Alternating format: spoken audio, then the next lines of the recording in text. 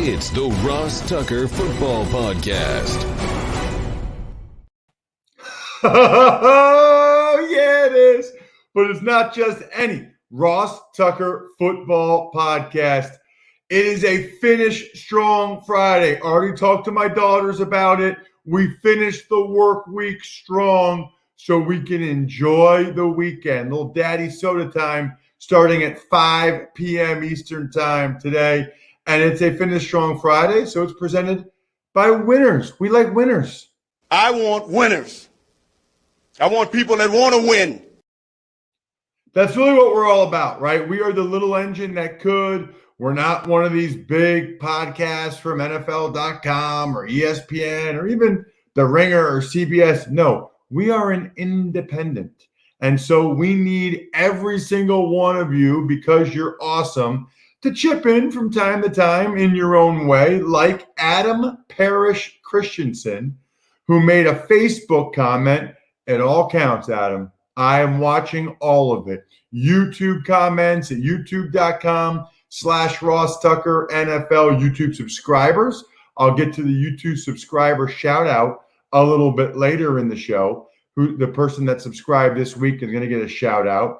We've also got Twitter and Instagram. I'm at Ross Tucker NFL across the board. Hopefully you guys are already following me so you don't ever miss any of the pearls of wisdom that I drop on the various social media platforms, including I had a substitute press box food video last night. Last night was supposed to be preseason week 1. I believe I was supposed to be in Indianapolis, Indiana for the Eagles and the Colts. That obviously didn't happen. So I showed myself making a healthy salad last night. Not nearly as cool, but you can still see what it's like at Ross Tucker NFL. And then all the shows, all of our podcast stuff is at Ross Tucker Pod, including the awesome highlight clips from people like Greg Cosell, intern Casey doing a great job there. You get the 2 or 3 best clips of each show. You can watch and see the conviction with which I say it, or Greg, or whatever. The sponsor confirmation email winner, Joel Buckwalter, Mint Mobile.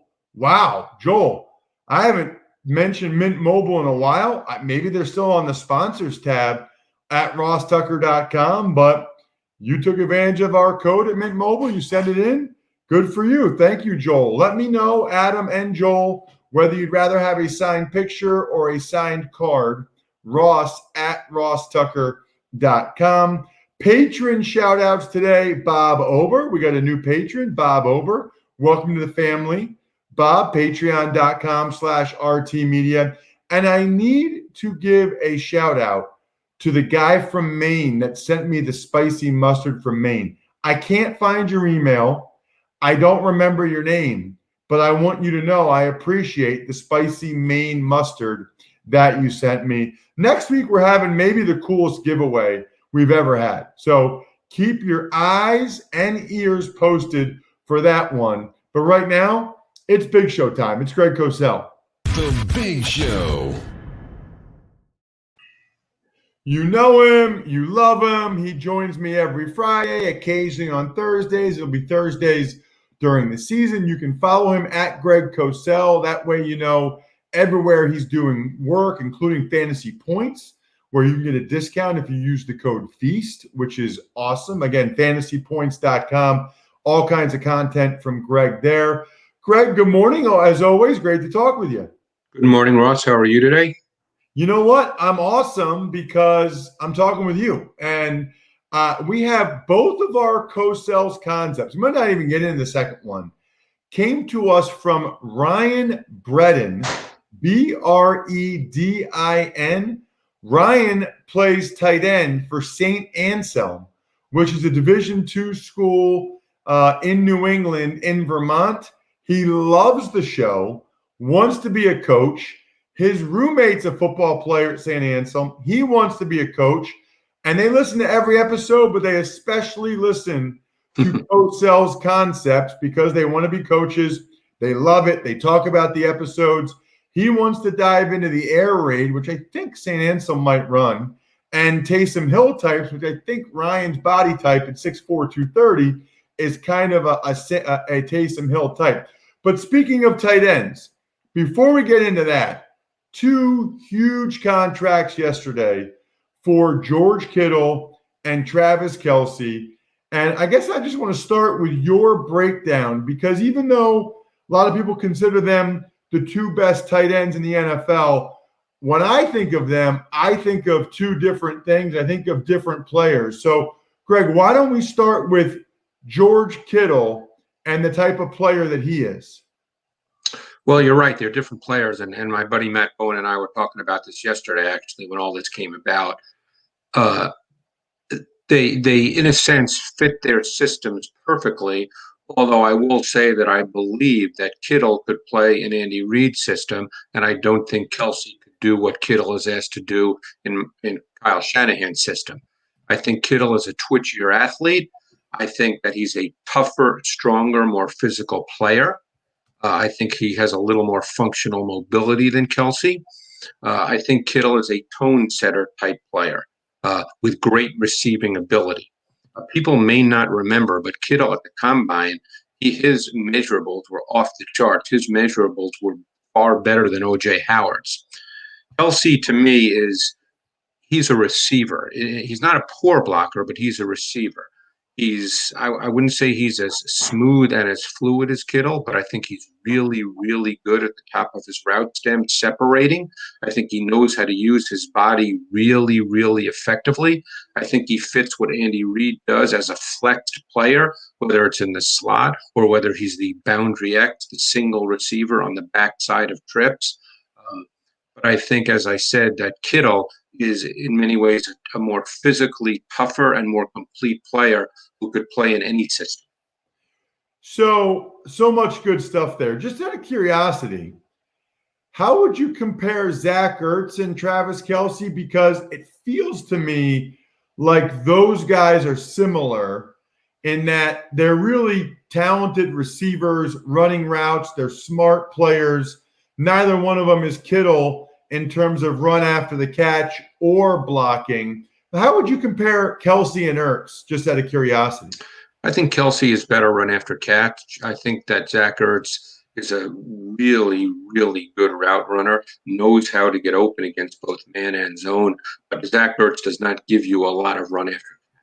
And Kelsey is better at that than Ertz. And I think Kelsey has more vertical ability than Ertz. Ertz is just a super, super consistent short to intermediate route runner. As I said, really knows how to run routes, but he's not an explosive athlete vertically. Kelsey can get vertical.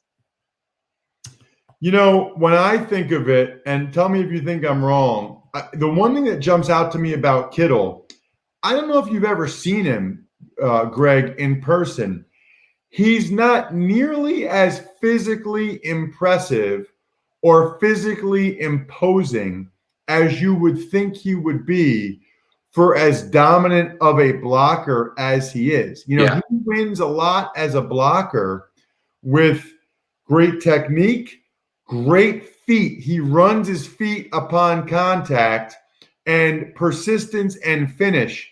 He's not like a big knock you off the. I mean, when you look at George Kittle, you're like, really? Like that's the guy that I'm watching on tape. When you see Kittle in person up close, Greg, you're almost like, I was kind of expecting more just in terms of, you know, how thick he is and how powerful he would be. No, he's not a thick guy like, let's say, a Gronk. He's not like that. But you made a great point about his blocking. He runs his feet exceptionally well, and he's physically tough and mentally tough. He's a finisher, and I'm talking about as a blocker, not only as a run-after-catch player, but as a blocker. So Kittle, to me, could play in any system.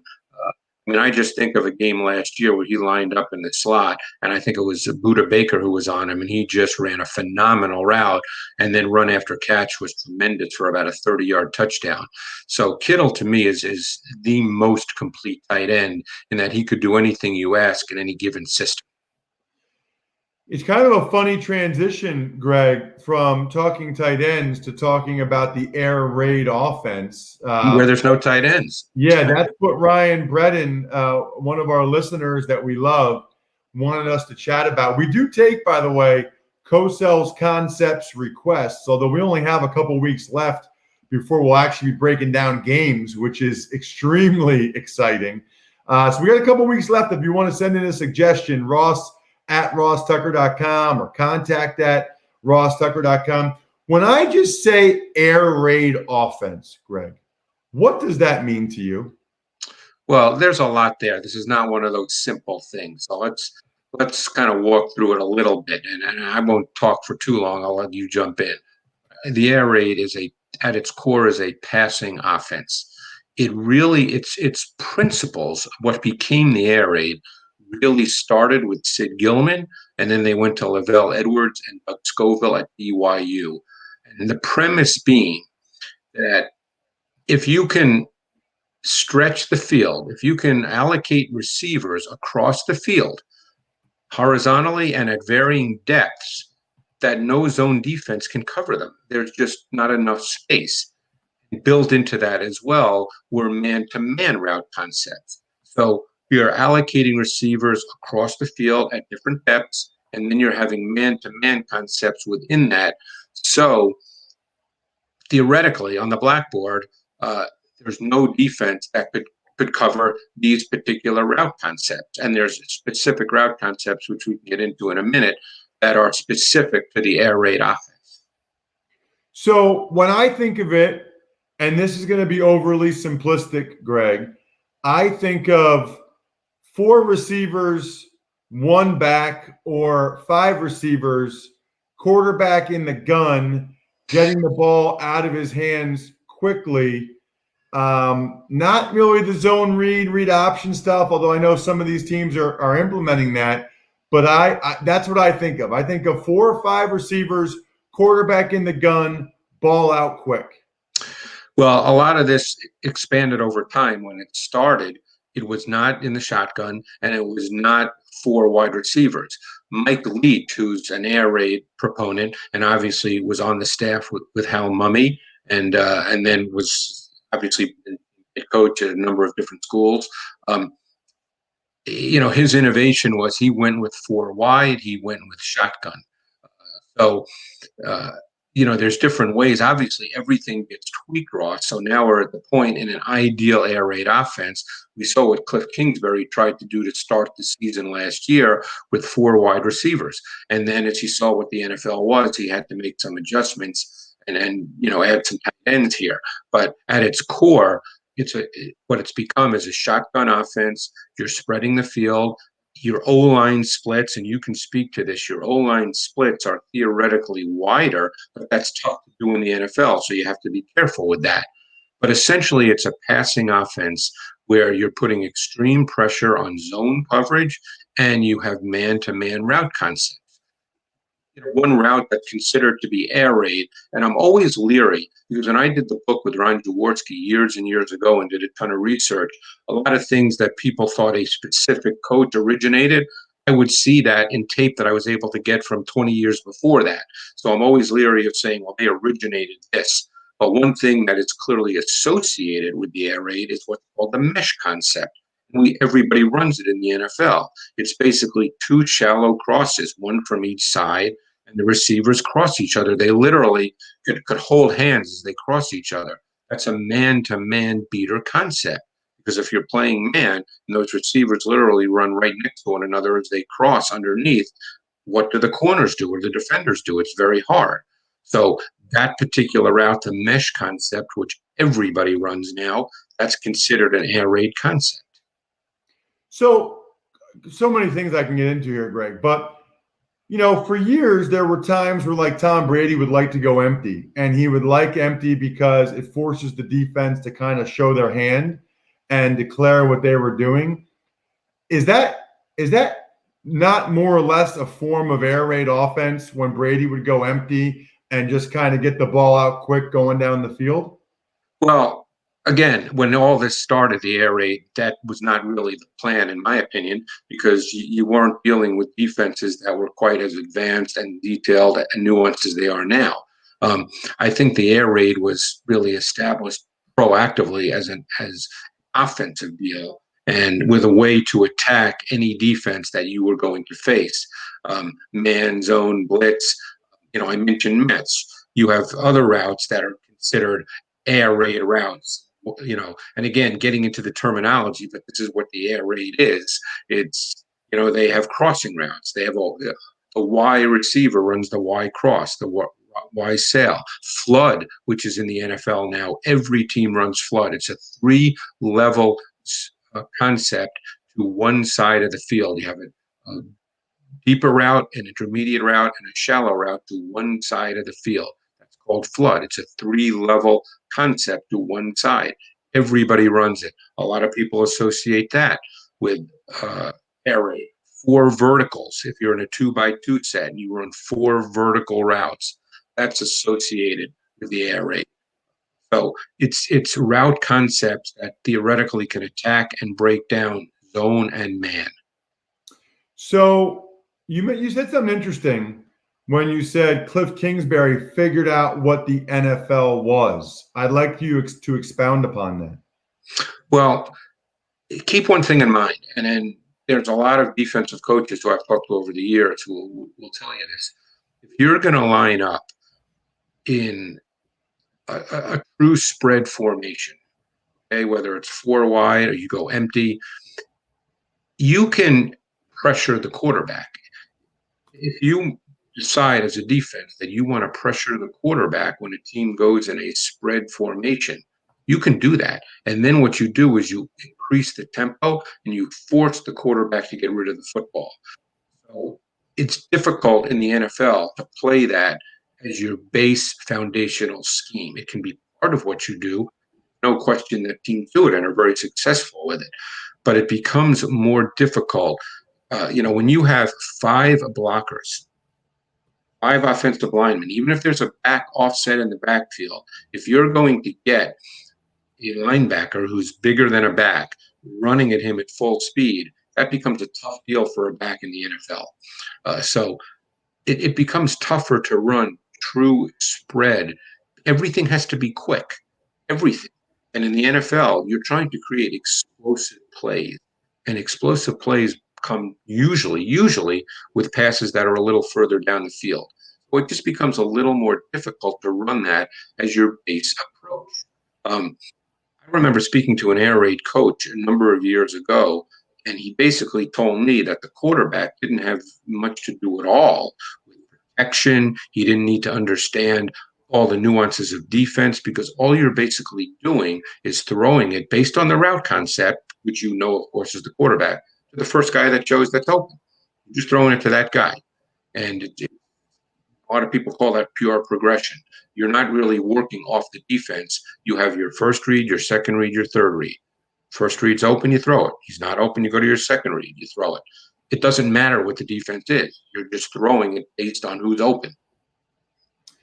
Last question on that would just be the Arizona Cardinals' running success last year, and how they did that, and was it a product of still having a lot of those 4 receiver sets that you don't see that often? I studied Kenyon Drake a number of months ago. I looked at when they got Kenyon Drake, and actually a large majority of his success came in what would be considered more traditional and conventional NFL formations. Tight ends, sometimes 2 tight ends, base runs that are NFL runs. Kenyon Drake's success did not come from 4 widespread looks where the defense had a light box. It came in far more conventional, traditional NFL run games. Interesting. Okay, because I don't know that people all realize that. I think Kingsbury got a lot of credit for Kenyon Drake's success. And look, he's still the one calling the plays, but it was more traditional looks. Without question. And by the way, I give Cliff Kingsbury a ton of credit because, coaches coach what they know, Ross. And Kingsbury's a young coach, and he grew up in the air raid. That's what he knows. And I give him a ton of credit for recognizing that in the NFL that you have to do different things. You can't just do one thing. And he recognized that. And I thought, just based on tape study, that he did a real nice job. I'm real curious to see what happens this year. Of course, with this pandemic off season, he probably couldn't do a lot of the things he would have ultimately loved to do, but we'll see. So I want to ask one question about the Taysom Hill types. And Ryan's thesis was that a guy like Taysom Hill provides a lot of value and can essentially save a roster spot because he can be a backup quarterback, a third string tight end, maybe third string running back, etc. Do you think we'll see more Taysom Hill types? And do you agree with Ryan about the value that they can provide in terms of, filling multiple roles with one man? Well, getting to it from an offensive perspective, I think you might, for this simple reason. One way the NFL game has evolved offensively, and maybe this does come from college, the NFL game to some degree has become more about misdirection and deception. Teams are trying to create explosive plays. If you can create explosive plays, players like Hill, who can line up in the backfield, he can line up as a receiver. You have another quarterback on the field. People are thinking this way about Jalen Hurts with the Eagles if he gets some snaps here, while Carson Wentz is the quarterback. Is you're trying to create explosive plays with deception elements, with misdirection elements. And if you can have that kind of player, I think there's a place for that. Now, is Taysom Hill going to play 60 snaps a game? No, he's not. But as I said, the goal offensively is to try to create explosive plays. So you could see that depending on who the player is. You got to follow him on Twitter at Greg Cosell. He's a stud. You know that. That's why you come every Friday to listen to him here on the Ross Tucker Football Podcast. Thank you, Greg. All right, Ross, appreciate it. There he is, Greg Cosell. Freaking awesome as always. You know what else is awesome? Native deodorant. It doesn't just block odor better, it's made better. Native has ingredients you've actually heard of, like coconut oil, shea butter, and tapioca starch. It's also vegan and never tested on animals. Here's the two things, right? The two things you need to know about Native. Number one, it's all natural. Number two, my wife absolutely loves it. My wife has a very strong sense of smell. When I put on the cucumber and mint or coconut and vanilla, she knows and she mentions it. So let me see. How do I say this? How do I say this in a good way? When it's important that I smell good, I make sure I'm wearing Native, if you catch my drift. Okay? That's the key. Plus, Native is risk-free to try. Every product comes with free shipping within the U.S., plus free 30-day return and exchanges. You can see why so many people love Native and check out the over 14,000 5-star reviews.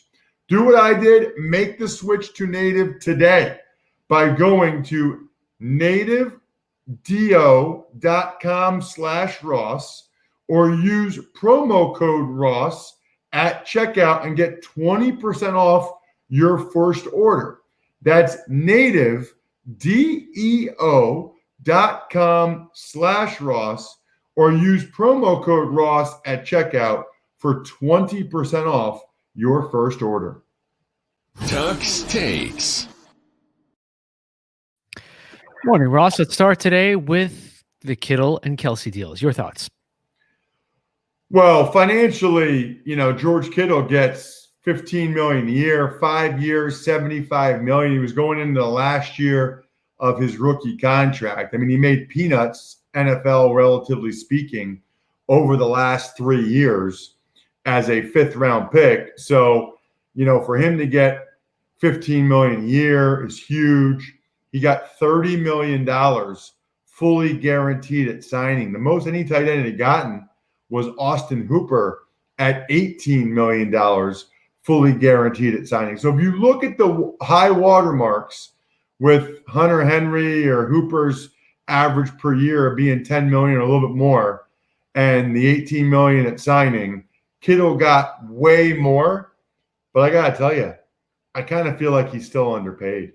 I mean, he is an absolute weapon in the passing game, in the running game. He's a monster in every aspect of the game, a true difference-making player for the Niners. And for him to still be making less money per year than Jarvis Landry or Sammy Watkins, some of these other receivers, man, you can't tell me he doesn't provide more value than those guys. Kelsey's deal is interesting, kind of like Mahomes, kind of like the other deals they've done. He's not really getting a whole lot more cash now. He does get more cash next year, and then he gets more cash after that. But I saw a guy like Joe Banner say, boy, he's in real danger of getting cut in the later years of this deal. Didn't love the structure for Kelsey, but he had 2 years left, and they gave him some more guarantees. They gave him a little bit more up front, a little bit more next year, and it was worth it to him. Tuck's Takes. Only guys getting paid up in Buffalo. Both head coach Sean McDermott and tackle Dion Dawkins received contract extensions as well. Dion Dawkins, same year as Kittle, going into his 4th year. He's established himself as a very good left tackle, gets $15 million a year on a 4-year deal from the Bills, which, by the way, even just a 4-year deal, he'll hit free agency again before George Kittle will, when the money should be significantly more with the TV deals over the next few years. And Sean McDermott's earned it. I mean, the Bills have made the playoffs 2 out of the last 3 years when they hadn't made it in forever. They've got a really good roster. They look like they're going to be a division winner this year in my mind. So he's earned it. Tuck's Takes. The Dallas Cowboys made a move by signing defensive end Everson Griffin, and the Bengals signed D-tackle Mike Daniels and placed wide receiver John Ross on the COVID list after he left the team to attend a family matter. Well, evidently, John Ross's child and the mother of that child, I don't know if they're married or engaged or whatever, they both tested positive for COVID. And so John Ross felt like he had to go back and take care of both of them. Understandable. I don't know what that means for when he'd be able to come back to the Bengals again or when he'd be able to play again. You know, I'd have to assume there's a pretty good chance he'll end up getting COVID if he's going back and taking care of the mother of the child and the child himself. But props to John Ross for taking care of family business. Mike Daniels, they add him to DJ Reader, Geno Atkins. The Bengals have a pretty nice rotation there at D-tackle now. And then Everson Griffin, you know, you still look at like Brandon Thorne's Twitter. Everson Griffin still played at a really high level last year. So I thought that was a good move by the Cowboys.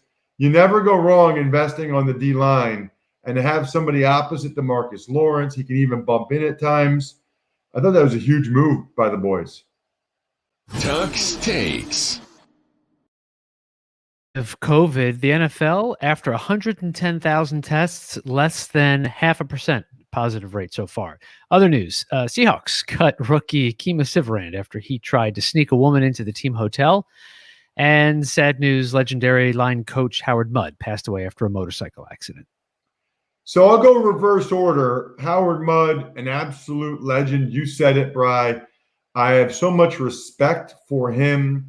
Unbelievable job he did, you know, getting the most out of guys like Jake Scott and Ryan Lilja and Jeff Saturday, these late round picks that were considered undersized or whatever the case may be, you know, came from smaller schools, whatever the case is. And Howard Mudd got tremendous production out of guys like that. He didn't care about your pedigree or background. And I love that about him. I also loved his pass blocking technique. Close the distance, jump sets, attack. Not a fan of the vertical set, and neither am I. Big believer in what Howard Mudd did.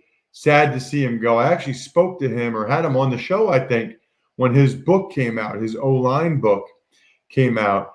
Kima Siverand, I mean, it's kind of a hilarious story. You know, he's staying in the team hotel during training camp, and you're not allowed to have any guests.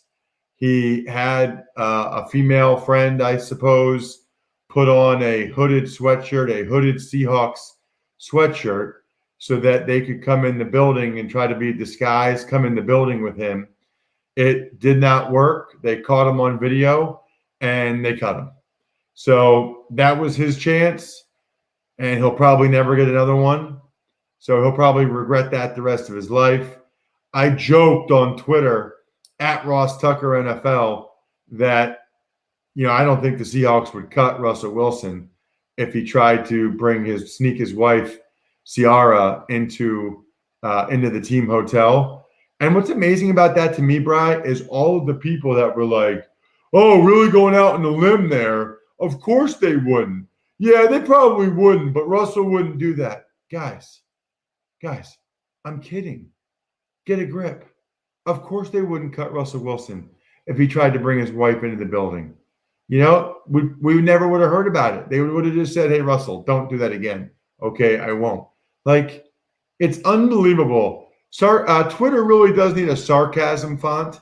It's frankly an interesting case study. Anytime I have a joking or sarcastic or facetious tweet, to see how many people are not able to comprehend that. It really is interesting. And then huge positive news in my mind about the NFL. I think I've talked about this before, certainly other places. I really thought that the NFL would have a lot more initial positives, but then after they got them in their protocols and procedures, that those numbers would be way, way down after that. Well, they're starting way, way down. 0.46% positivity, and that even includes some false positives out of 110,000 tests for players and staff. And we know 3 head coach. I think it's like 53 players have actually tested positive. Remember, you get put on that list whether you test positive or you've been around somebody that tests positive. So it's pretty incredible, really, when you think about it. Makes me feel very, very good about the NFL moving forward. Now, I think they'll still have some positives. They'll still have some blips on the radar, but they're starting from a much better place than I thought they would be. Speaking of starting, we started a YouTube page about a month and a half ago. It's youtube.com/RossTuckerNFL. We know a lot of you have your podcast app. That's how you listen. We love it. We appreciate it. Maybe tell people that don't listen to podcasts to check out youtube.com/RossTuckerNFL, or maybe go ahead and check out some of the highlight clips that we post on our social media platforms or whatever. Reminder, even if all you do is just subscribe to the YouTube page, I am doing a cameo style shout out for 1 subscriber a week. This week, it's Ronnie Angel is the new subscriber this week. Ronnie, congratulations. Send me an email, ross@rosstucker.com. Let me know who you'd like me to give the shout out to. It's a video shout out, 20 to 40 seconds, where I can say whatever you want me to say for whoever you want. All you have to do is subscribe at youtube.com/RossTuckerNFL. Other than that, busy week next week. I think until the season starts, our schedule will be Ross Tucker Football Podcast and College Draft on Monday. Tuesday, we're going to do Even Money a day early. Wednesday, we will do Ross Tucker Football Podcast with Andrew and Fantasy Feast Part 1 with Joe Dolan. Thursday will be Fantasy Feast Part 2. Friday will be our Ross Tucker Football Podcast with the GC, Greg Cosell. So you'll have at least 1 podcast every day. And Monday and Wednesday, you'll get 2 for the next few weeks. And then when we get to the season, this show will be daily. Your 30-minute football fix. All you need to know about what's going on in the NFL from a player's perspective. I think we're done here. Have a great weekend, everybody. Thanks for listening to the Ross Tucker Football Podcast. Make sure to also subscribe to the Fantasy Feast, Even Money, Business of Sports, and College Draft. All available at Apple Podcasts, RossTucker.com, or wherever podcasts can be found.